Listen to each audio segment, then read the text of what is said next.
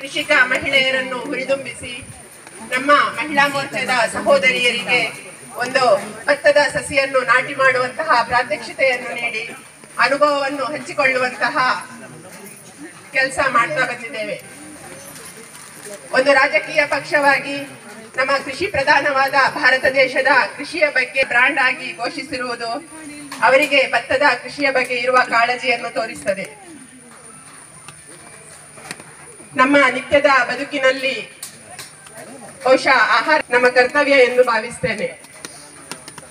ನಮಗಿಲ್ಲಿ ಇವತ್ತು ಹಾಗೂ ಕ್ಷೇತ್ರದ ಅಧ್ಯಕ್ಷರು, ಶಾಸಕರು, ಪಕ್ಷದ ಹಿರಿಯರು, ಪ್ರಮುಖರು ಎಲ್ಲರೂ ಸಹಕಾರವನ್ನು ನೀಡಿದ್ದಾರೆ. ಎಲ್ಲರಿಗೂ ಅಭಿನಂದನೆಗಳನ್ನು ಸಲ್ಲಿಸ್ತಾ ಇದ್ದೇನೆ.